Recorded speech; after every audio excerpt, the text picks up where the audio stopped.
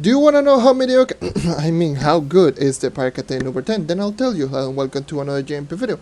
I'm your host JonNario, and today it's going to be how good is the Paracate in U10. But before all of that, I need to mention a lot of things, so this is going to be a pretty long intro, and it's very important, so do not skip out. For those who don't know, I will be moving away from my home in Puerto Rico to try to progress a little bit more with my life and just, to see like an opportunity actually presented to me, and I just decided to take it, and this is going to be a big progress in my life. Moving away from my home in Puerto Rico, it means that I will not be having my PC, so I'll not be able to edit out any of the videos. So what I'm going to do is every single U10 video from now on, it will going to be uploaded every single Monday on 3 p.m. Eastern Standard Time until I can get myself a new PC. And once I get myself a new PC and the money to get myself a new PC to start editing all of the videos out, that's when I'll start uploading, every other day or whatever, like whenever I just decide to make a video, instead of just being every single week. And also I will be moving away from the live commentary portion on this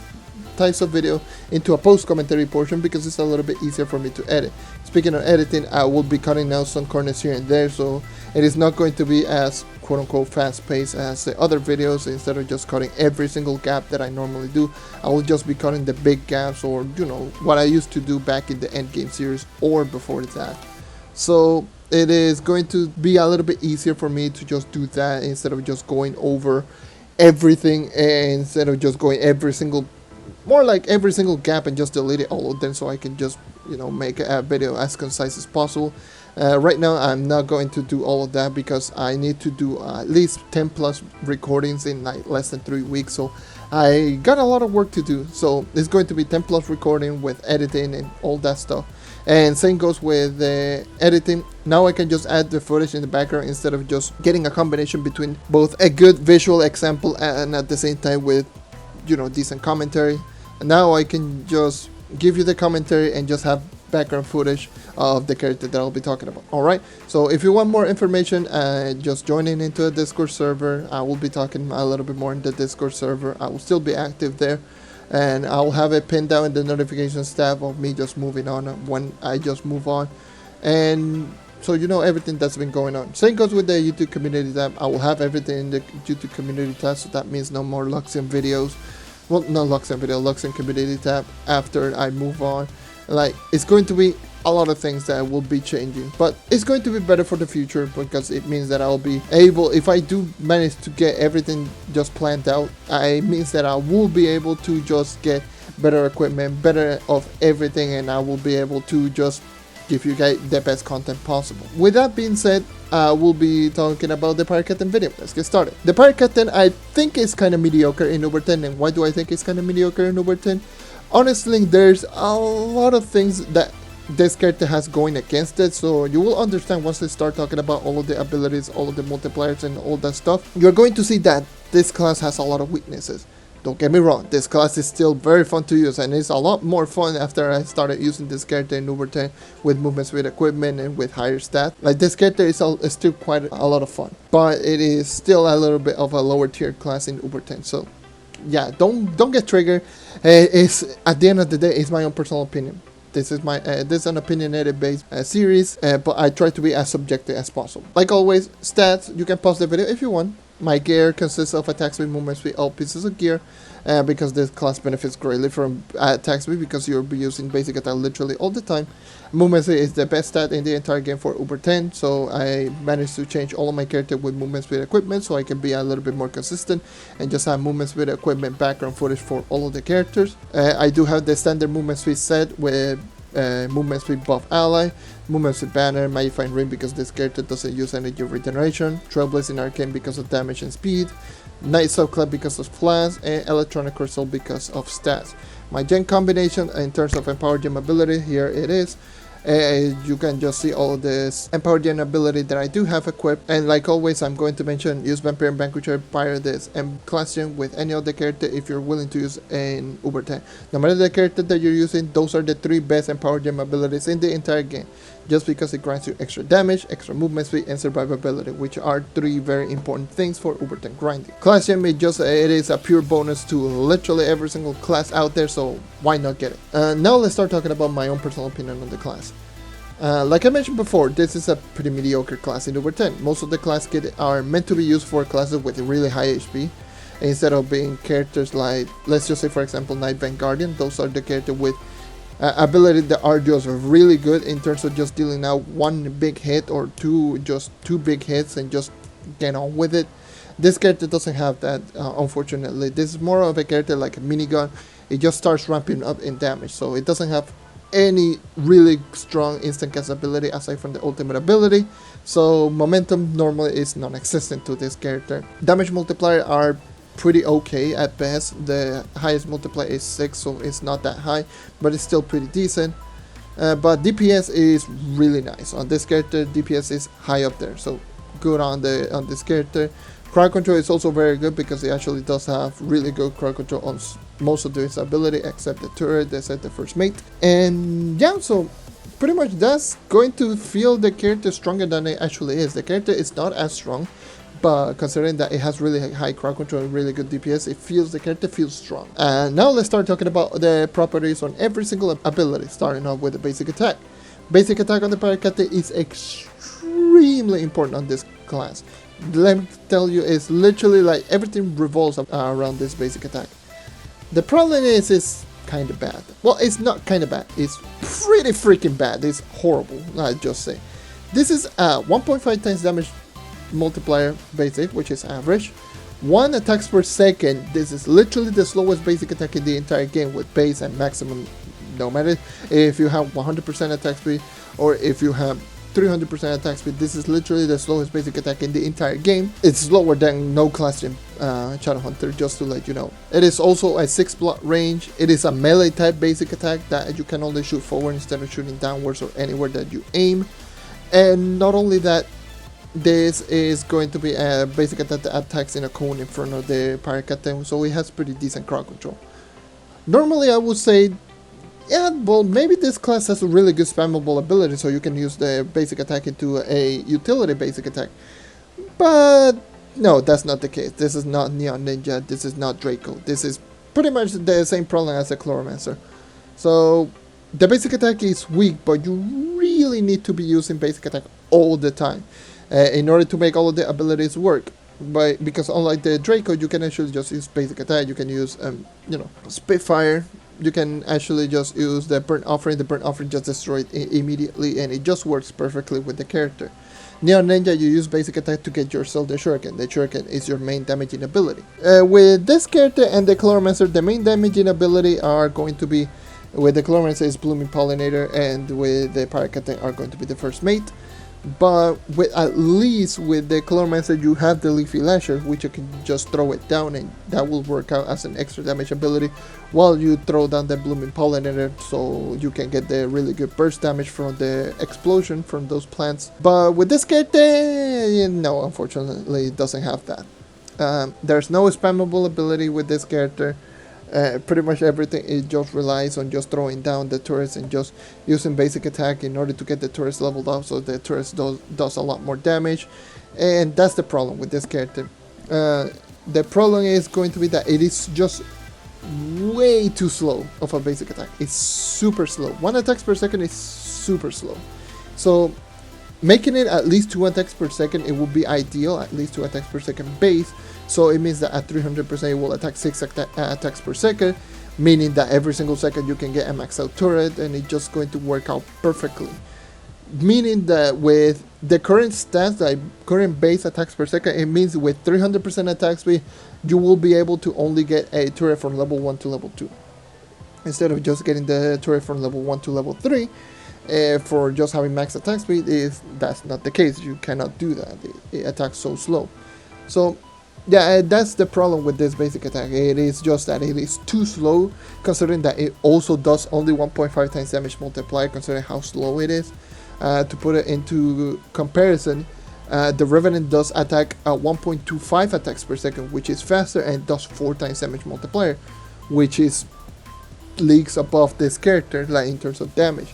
And then if we take into account the Fate Trickster as well, 1.25 attacks per second, and with passive it does 6.1. Like, it is super weak comparable to all of those basic attack. And yeah, you really need to be using the basic attack in order to make it effective. So yeah, this basic attack is bad. Honestly, it really is so bad. Now, before moving into the first ability, now let's start talking about the passive ability first, because the passive ability is very important. With this class, you pretty much have to rely on just with the passive ability in order to get the turrets leveled up, to get the decoys and all of those stuff. Like those passive ability works out with all of that. So the passive ability is going to be called Plunderbuss. So what it does is, when you hit enemies with the basic attack or with the decoy pretend pirate, you will generate 1 coin or 1 doubloon or whatever the hell it's called on each and every single enemy hit. So there's no cooldown on that one. So if you hit 4 enemies with either 1 basic or 1 decoy, you're going to get 4 coins and yada yada yada. You get the point. And since there's no cooldown, you can just get a lot of them, and you are going to get 10 energy per coin. So that's the only way that you can actually regenerate your energy, because this character has 0 energy regeneration and you cannot increase that. And yeah, so just always keep in mind on this passive ability. This is how you regenerate energy. It actually does work with ability like Paradise, with the other Empowered Gem ability. You have to do damage with all of those types of abilities. So keep this in mind. Paradise is very important with this passive ability. So get Paradise with the Pirate Captain, at least it's going to help out greatly. Now that I talk about the passive ability, let's start talking about the first ability, the first mate. The first mate, what it does is your main damaging ability. It's just going to be a really good DPS type ability, but obviously it has its flaws. So how it works is, this ability has 2 different types of damage multiplier and attacks per second. It is going to be divided into 3 separate levels. So I'm going to separate them into those levels, and which you can increase them by just getting the coins from the passive ability, and pretty much any source of damage, like I mentioned, the Paradise, decoys, and basic. So before going into the level, I need to mention a couple of things regarding these turrets. All of those turrets have this in common. All of them attack at random enemies. They are single target, they have a 1 second cooldown after you throw down the turret, the first turret, and they last for 10 seconds. And if I recall correctly, every time you level that up, it's going to get 10 more seconds, so it's going to refresh the timer. And those are the noteworthy things that you have to keep in mind with the turret. And now start talking about the levels. Level 1, it will do 1 times damage multiplier, and it will attack 1 per second. And obviously you can throw 2 turrets with the class gem ability, and pretty much this level 1 is just useless. So just try to get it as at least level 2 as fast as possible, which at level 2 you can get it from getting 3 coins. 3 coins you get it from what I mentioned, the passive ability. Once you get 3 coins, you will level it up to level 2, which it will increase the damage multiplier from 1 times damage multiplier to 5 times damage multiplier. It will still attack 1 attacks per second. Considering that you can throw 2 turrets, this is pretty good in terms of DPS, because you can do 10 times damage multiplier per second with those turrets without counting, without counting basic, without counting ults and decoys. So it is pretty decent. And then if you max it out to level 3, which you can get it with 3 more coins after level 2, this ability will turn into, from 5 times damage multiplier 1 attacks per second, into 5 times damage multiplier 2 attacks per second. Which is pretty good, considering that 2 turrets will be dealing out 20 times damage multiplier per second. That is ridiculous, considering that 20 times damage multiplier per second, that's higher multiplier than just some characters' highest DPS. Like for example, Knight's highest DPS is around 17.5 times damage multiplier, 15 to 17.5 depending on how many attacks you attack, but it's around that area. 2 of the Pirate Captain turret at maxed out is going to dish out more damage than the Knight's highest potential damage multipliers. So DPS on this character is really good, and again, this is not counting the ultimate ability, not counting decoys, and not counting basic. If the basic attack weren't so slow, you would be able to get this turret leveled out so easily. You can still get it pretty easily, but with a faster basic attack would be amazing. So these turrets are no joke in terms of damage output. The only problem is they're not instant damage ability, they're single target and they attack at random. So against bosses with minions, this is going to be a really big problem, because it's going to target the minions at random, and it means that the kill time is going to be somewhat inconsistent with this character, and that is going to be the main problem with the Pirate Captain. It is pretty inconsistent. And yeah, that's pretty much everything regarding the first turret, the first mate. And then it's going to be the next ability, which is going to be the pretend pirate, or what I like to call it, the decoy. This is a decoy that will take aggro, detonate enemies after getting hit 3 times, regardless of how many damage that it takes. And so this is going to be your main survivability type abilities, because it will take aggro and enemies will attack the decoy instead of just attacking you. But it doesn't do the best job at doing that, doing survivability, because it gets deleted just immediately because it only takes 3 hits. And against regular enemies, you just throw it down and it just sits there and just gets deleted immediately, and that's not good in terms of survivability. It can be good in terms of just dealing out with trash mobs, because it can dish out pretty decent damage, but in terms of survivability, which is my opinion what it should be more for this type of ability, it would be better if it is a survivability type ability instead of just being a damage type ability. Even still, as a damage type ability, it doesn't do a lot of damage, so it's whatever. So this ability will dish out 2.5 times damage multiplier. It will take aggro on enemies like I mentioned before, and it will take 3 hits regardless of how many damage it takes. So no matter if it takes damage from a novice world enemy or an enemy in U10, it will only take 3 hits for it to detonate. So that's going to be how it is. It will detonate on a 7 block radius, and it will last 10 seconds if it doesn't blow up. But here's the problem. The biggest problem with this ability is that it takes 64 energy per cast. That is a lot. 64 energy. It means that you can only throw a maximum of 2 decoys before you run out of energy. So you need to keep regenerating a lot of decoys, and considering, like I mentioned before, these decoys die just immediately.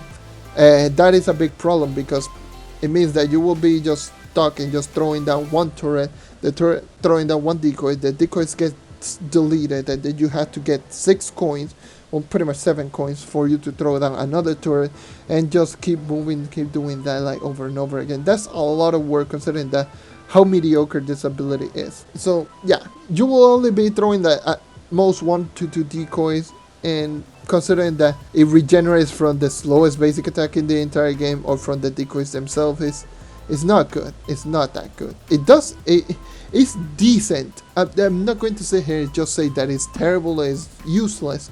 It's decent at best. It's just that it is super weak. It's kind of underwhelming of what it does. So it's supposed to be a decoy type ability that detonates on explosion, like detonates and hits all enemies around it. But considering that it only does 2.5 times damage multiplier, comparable to all of the other detonation type ability, like the explosion from the Draco's burnt offering that does 4.5, the blooming pollinator on the chloromancer that does 5.5, this only does 2.5. This is pretty weak comparable to like the other ability that pretty much do almost exactly the same job as this ability. And the only problem is that where in this game you will not be able to kill a lot of enemies at the same time unless you're doing delves or kill 30 enemies. So kill 30 enemies or delves will have a lot of enemies, but for the most part you are not going to regenerate a lot of decoys. You're only going to regenerate like every second you might regenerate like 5 coins at most, or something like that. And it's going to be like a big problem, because 5 coins is not going to be, you know, enough for 1 decoy. And like I mentioned before, the decoys just get deleted immediately. It's just bad. It's just really bad. And yeah, in my opinion, that I think they should buff this ability, make it so that it does more damage for just better crowd control, and takes at least 30 energy per throw. So instead of just 64, 30, so you can throw 4 or 5 turrets before running out of energy, it will be a lot better. But the ability that is not so meh is going to be the ultimate ability, Man of War. Oh Jesus, this ability is so fun to use. This ability, like I mentioned before in previous series, this is the only saving grace of the Pirate Captain. Honestly, if you're a low damage build on your Pirate Captain, make sure to have a really big cooldown reduction on your Pirate Captain. Do not get like really high movement speed. Only get really high movement speed if you can do a lot of damage. But if you cannot do a lot of damage, try to get as much ultimate ability as possible. Trust me, you will do a lot better, because this ability is a really strong extra damage ability. It's just what the ability should do, like the first mate should do. Like, this ability is super good. Now, what it does is, I really don't need to explain a lot of things regarding this ability, because once you start using it comparable to the other ability, you're going to notice like a ridiculously huge difference comparable to all of that. So this is a 6 times damage multiplier, 1 attacks per second ability that throws down bombs that will explode at a 4.5 block radius, and it will target a random enemy. This ability will last for 15 seconds, has a 40-second cooldown. So it is a pretty strong ability. it doesn't do the best damage out there. It pretty much does the same damage output as, let's just say, as the Gunslinger's Blast Jump. But at the same time, it is really good because considering that it's an extra damage ability, you can just throw it down and have all of the other abilities just saved up and just throw it down and just do a lot of damage. But this ability feels very powerful comparable to all of the other Pirate Captains kit, because the first mate turret is single target, does pretty good damage, but it's again single target. And the decoy is just does really low damage and gets deleted immediately, and you are not going to throw down like a lot of them. Like comparable to this is just a turret that you don't need to do anything. It will just plop down and it will start throwing down bombs, and it will just destroy everything in its area. It is super fun. It's super powerful. So even though I will give this character its really high praises, this is still an ultimate ability with a hefty 40-second cooldown. So that's why I mentioned before, if you're using if you're a really low static Pirate Captain, make sure to have a lot more cooldown reduction with the Pirate Captain instead of just getting the maximum movement speed, because it's going to be a lot better with this character, and trust me, it's going to be really good. But yeah, the 40-second cooldown is a shame, because this ability is super fun, very powerful. But honestly, if I wanted to use a character with an extra damage ability, the ultimate ability that does 6 times damage, I would just use a Trickster, because it actually does have an ability that does pretty much does 6 times damage multiplier, and the character is just better all around because it has glitter bomb, a stronger basic, and all that good stuff. But the Pirate Captain still has a really strong ultimate ability. I will say that this character still needs some buffs. This character definitely needs some adjustment to all its tools, and my strongest is going to be, I would probably say, is end game. That's going to be this character at its strongest in U10. Once you start reaching out almost max out stat, you're going to see this character become pretty decent. But pretty much every character becomes really decent at end game, because with this character the basic attack is not going to be that big of a hindrance. So you're going to be using the basic attack a lot for this character, and if it is not that big of a hindrance, it means that you can just use it and just dish out pretty decent damage against bosses, and it means that you can speed farm somewhat properly. And yeah, that's going to be literally everything. Be on the lookout for next Monday at 3 PM Eastern Standard Time for the next class. And thank you everyone for watching. Thank you for checking out. As always, leave a like if you want to help the channel grow, subscribe if you want to see more content like this, and that is all for today. Once again, thank you for watching, and I hope to see you next time. Take care and keep on hunting.